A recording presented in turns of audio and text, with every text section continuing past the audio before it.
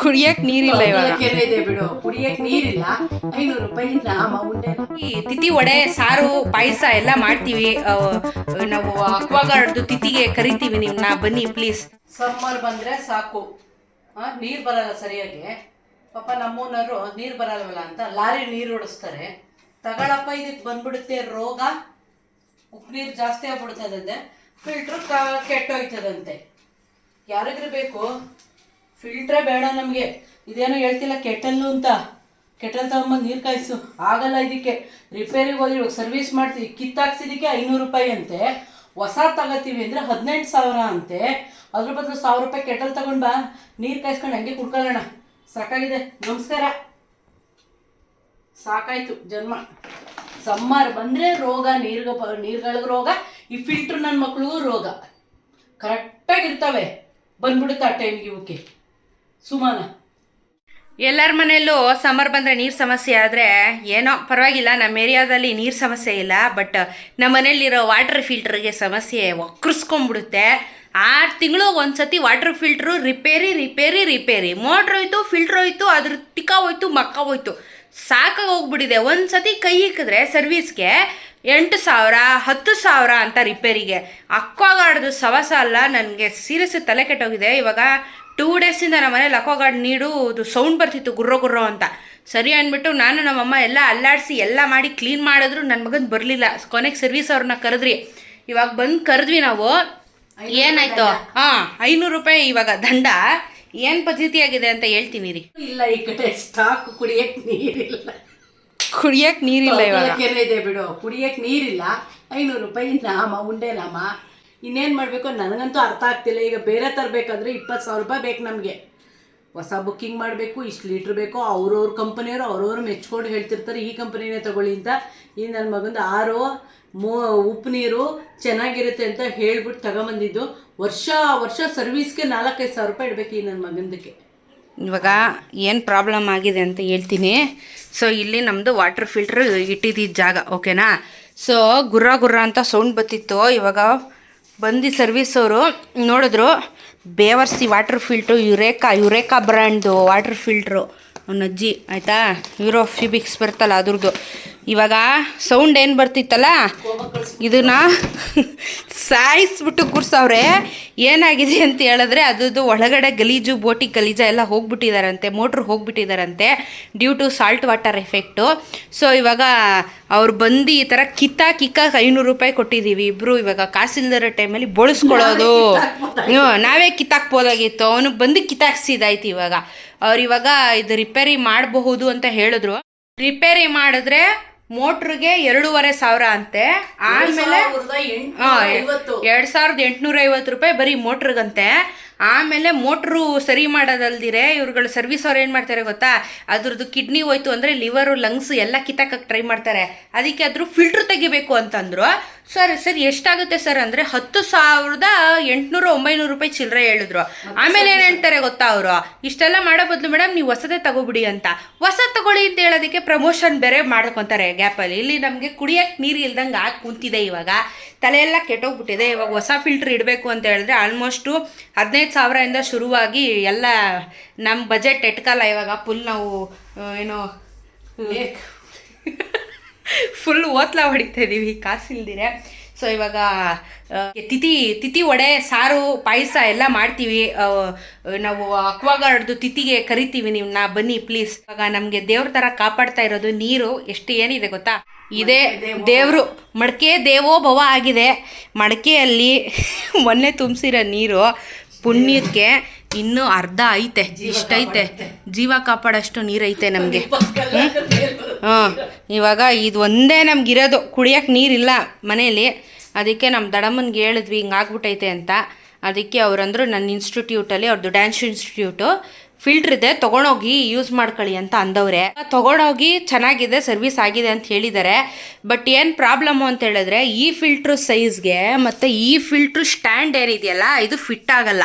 ಇದು ಒಂದೊಂದಕ್ಕೆ ಒಂದೊಂದು ಬರುತ್ತೆ. ಇವಾಗ ಏನು ಪರಿಸ್ಥಿತಿ ಅಂತ ನನಗೂ ಗೊತ್ತಿಲ್ಲ. ವಾಷಿಂಗ್ ಮಿಷನ್ ಸ್ಟ್ಯಾಂಡ್ ಥರ ಅಲ್ವಾ, ಅದಕ್ಕೆ ಸೆಟ್ ಆಗೋದು. ಸೊ ಇವಾಗ ನಾನು ನಮ್ಮಮ್ಮ ಯಲಹಂಕ ಹೋಗ್ತಾ ಇದ್ದೀವಿ. ವಾಟರ್ ಫಿಲ್ಟ್ರನ್ನ ತೊಗೊಂಡು ಬರೋಣ. ನಿದ್ದೆನ ಸ್ಕಿಪ್ ಮಾಡಿ ಹೋಗ್ತಾ ಇದ್ದೀವಿ ಟಾಟಾ ಹೇಳಿ. ದೇವರಿದ್ದಾನೆ ನೋಡ. ಬಿಟ್ಟಾಗಿಲ್ಲ ಅಂದರೆ ನೆಕ್ಸ್ಟ್ ಆಪ್ಷನ್ ಏನು ಮಾಡ್ತೀನಿ ಅಂತ ನಾನು ಹೇಳ್ತೀನಿ. ನಾನೆಲ್ಲ ಪ್ಲ್ಯಾನ್ ಬಿ ರೆಡಿ ಮಾಡಿ ಇಟ್ಕೊಂಡಿದ್ದೀನಿ ಏನು ಮಾಡೋಣ ಅಂತ ಅಷ್ಟೇ. ಇವಾಗ ವಾಟರ್ ಫಿಲ್ಟ್ರಿಗೆ 15,000 ಹಾಕಷ್ಟು ಕಾಸಿಲ್ಲ. 15,000 ಅಂದ್ರಮ್ಮ. ಓಕೆ ರೆಡಿಯಾಗು ಹೋಗೋಣ. ಕಡೆ ಕಾಸು ಬೋಳು ತಲೆ ಬೋಳು ಅಂದಂಗೆ ಫಿಲ್ಟರ್ ಕಿತ್ತಕ್ಕೆ 500 ಕೊಟ್ಟಿದ್ದೀವಿ. ಪೆಟ್ರೋಲ್ ಹಾಕೋಕ್ಕೆ 500 ರೂಪಾಯಿ ಬೇಕು. ಮತ್ತೆ ಏನಾದ್ರು ಹೊಸ ತರಬೇಕು ಅವ್ರಿಗೆ ಕರೆದು ನಾವು ಓಕೆ ಅದು ಇನ್ಸ್ಟಾಲ್ ಮಾಡ್ತೀವಿ ಅಂದರೆ ಅದಕ್ಕೊಂದು 500 ರೂಪಾಯಿ ಅಂತೆ. ದೇವ್ರೇ ಕಾಪಾಡಪ್ಪ. ಎಲ್ಲರ ಮನೆಯಲ್ಲೂ ಇದೇ ದೋಸೆ ತೂತೆ. ಹೊರಡೋಣ. ಮಕ್ಕಳೆಲ್ಲ ಪಾಪ ಕುಂತವೆ, ಅವಕ್ಕೆ ನೀರದೆ, ನಮಗೆ ಇಲ್ಲ.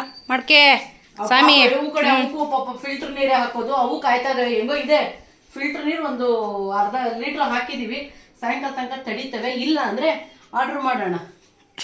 ಒಂದು ಕ್ಯಾನ್ 5 ರೂಪಾಯಿ ನೀರು. 5 ರೂಪಾಯಿ ಬಾ ಬಿಂದಿಗೆ ಎಲ್ಲಿದೆ ಬರಕ್ಕೆ. ಓಕೆ ಬ್ರದರ್, ಹೋಗಿ ರೆಡಿಯಾಗಿ ಹೊರಡೋಣ ಅಷ್ಟೇ. ಯಾರಿಗೆ ಹೇಳೋಣ? ನೀನು ಹೇಳು. ಇದೆ ಸಾಕು, ಇಲ್ಲೇ ಕಟ್ ಮಾಡ್ತೀನಿ ನಾನು. 14 ಸೆಕೆಂಡ್ ಇಷ್ಟೇ ಕಟ್ ಮಾಡಿ ಎತ್ಕೊಂಬಂದ್ವಿ. ಅಯ್ಯಪ್ಪ.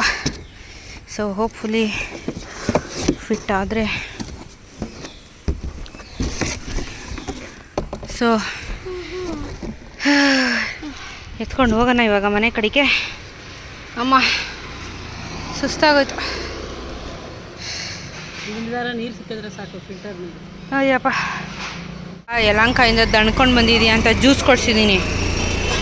Juice butter fruit.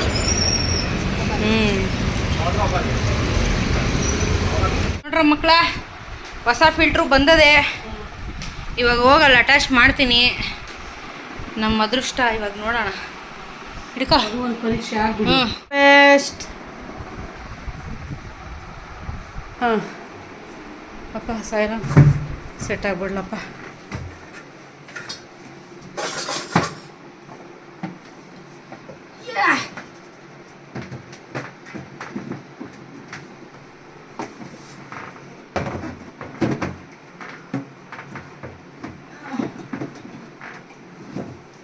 ಅಯ್ಯೋ ಛೇ, ಒಂದಿಷ್ಟೇ ಇಷ್ಟು ಅದು ಬೆಂಡ್ ಮಾಡ್ತಾರೆ ಬಿಡು, ತಲೆ ಕೆಡ್ಸ್ಕೊಬೇಡ. ಒಂದಿಷ್ಟೇ ಇಷ್ಟು ಬೇಕಿತ್ತು. ಇದೊಂದೇ ಒಂದು ಅಡ್ಡ ಬರ್ತಾ ಇದೆ. ನೋ ಪ್ರಾಬ್ಲಮ್, ಸದ್ಯಕ್ಕೆ ಸಾಕಮ್ಮ. ಹೊಸ ಫಿಲ್ಟರ್ ಬಂತು, ಹೊಡಿರೋ ಚಾಪಾಳೆ. ಇದು ಆಗುತ್ತೆ. ಇದೊಂದು ಚೂರು. 2 hours later.